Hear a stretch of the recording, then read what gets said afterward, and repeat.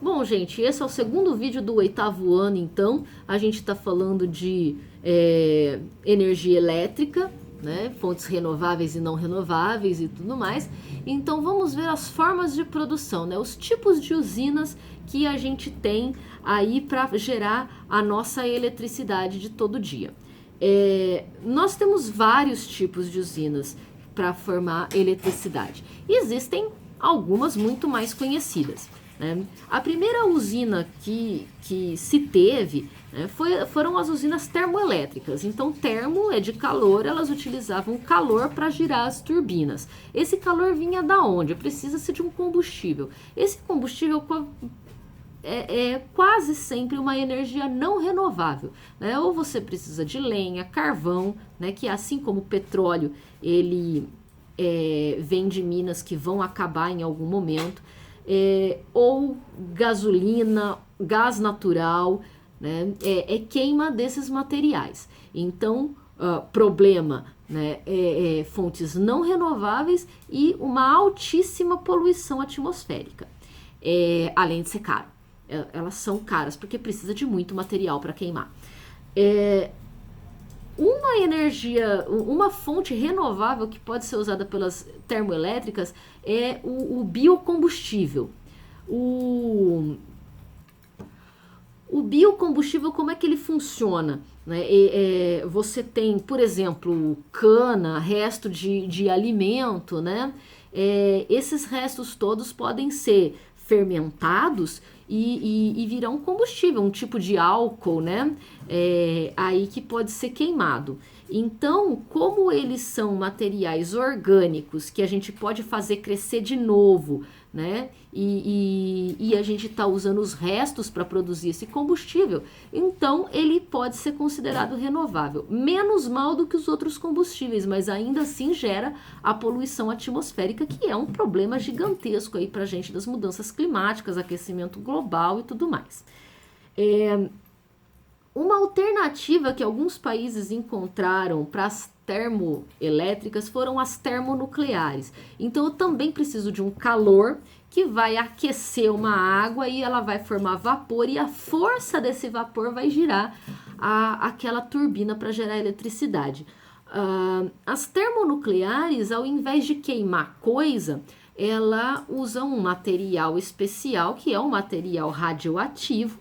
Então, o que é a radioatividade? É um tipo de energia liberada por certos materiais, que é uma quantidade absurda de energia. Essa energia é gerada pela quebra lá do núcleo do átomo, né? A partícula daquele material, que ela sofre uma quebra, e quando esse núcleo quebra, gera uma quantidade absurda de energia, de calor que é utilizado. A vantagem é que eu preciso de muito pouco material para gerar uma quantidade absurda de energia e não gera poluição atmosférica. Isso é muito bom. Só que existe um perigo gigantesco. Esses materiais são perigosíssimos. Eles gera tanto calor que eu preciso de muita água para esfriar esse sistema. E essa água vai pegar essa energia radioativa e vai ficar uma água radioativa impossível de se utilizar. Porque se entrar em contato com qualquer organismo vivo, inclusive a gente, vai essa radioatividade entrar no nosso corpo e causar mutações nas nossas células, que pode causar câncer, e dependendo da quantidade de radioatividade pode levar à morte muito rápido.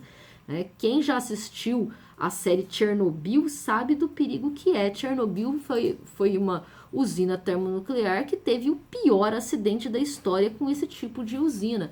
Então, desde então, as pessoas têm pedido demais para parar de usar esse tipo de usina. O problema é que muitos países não têm outros recursos, eles têm pouco lugar para colocar as usinas eólicas, né? Pouco lugar para usar vento, tem pouca água, tem... Né, a termoelétrica polui demais, lugares muito frios que tem pouca energia solar, então eles ficam ali travados com aquilo porque é a fonte que eles têm. Mais atualmente, né, como está se desenvolvendo mais tecnologias, eles estão conseguindo melhorar a tecnologia das eólicas e usar a energia do vento no lugar das termonucleares para tentar sanar esse perigo, porque é extremamente perigoso. No Brasil, por exemplo, né, em outros países que tem bastante água, a gente usa muito as hidrelétricas. Fazem grandes represas, né, no alto, e quando solta essa água, ela cai com grande força e velocidade para girar as turbinas. A grande vantagem é que é uma energia limpa, renovável, não oferece os riscos da termonuclear, não tem a poluição atmosférica da termoelétrica, então é uma ótima fonte de energia elétrica até certo ponto, né? Por quê? Porque ainda assim ela alaga uma quantidade gigantesca de localidades. E aí o que que acontece? Além de expulsar a gente que mora ali, né? Então gera um problema social, que essas pessoas vão para lugares elas não conseguem, né, ter dinheiro para se estabelecer em outros locais e tudo mais. Ainda por cima mata grande quantidade de plantas e animais, e além da perca da biodiversidade, ainda o apodrecimento disso tudo, mesmo debaixo d'água, gera gases que vão aumentar o problema do efeito estufa. Então, elas seriam boas até certo ponto. O Brasil, por exemplo, já tem hidrelétrica demais. Então, a gente deveria estar buscando novas fontes de energia aí.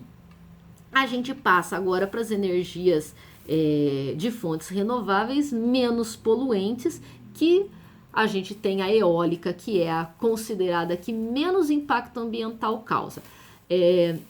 Então, como é que ela funciona? São grandes pás, que nem catavento, que vai girar e fazer essa turbina dentro dela girar e produzir energia elétrica. A eólica, ela ocupa pouco espaço, né? Então, lugares que tem grandes espaços abertos para passar vento é ótimo, né? Ela não causa poluição atmosférica, o material dela não é um material poluente. O problema é que é uma tecnologia ainda muito cara, né? Tá se desenvolvendo agora. Tem alguns impactos, né? Causa poluição sonora, muito barulho, atrapalha os animais, aí bicho que bate nas pás, infelizmente, morre. Então tem alguns problemas, mas ainda assim é a que menos dá problema ambiental. E a famosa energia solar. Quando a gente fala em energia solar, a gente às vezes confunde, que a gente acha que usa o calor do sol. Tem a energia solar que usa o calor do sol e aí ela esquenta a água dentro de um sistema e esse vapor vai girar uma turbininha e tal, né? Então tem sim a que usa o calor. Mas a mais moderna, ela não usa o calor do sol, ela usa a luz.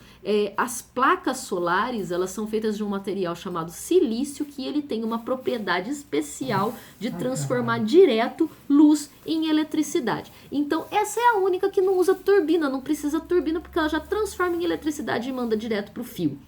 A imensa vantagem dela é que aonde tem bastante sol, tipo o Brasil, né, que sol não falta, a gente tá no inverno agora e isso é pouco tempo pra gente, né? Tem muito sol o tempo todo. Essas placas podem ser colocadas em qualquer lugar que pega sol. Imagina, teto, encher os tetos de placa, vai ter uma quantidade absurda de energia elétrica. E depois que teve o investimento inicial, que sim, é relativamente caro, mas depois disso é praticamente de graça. Não polui o ar,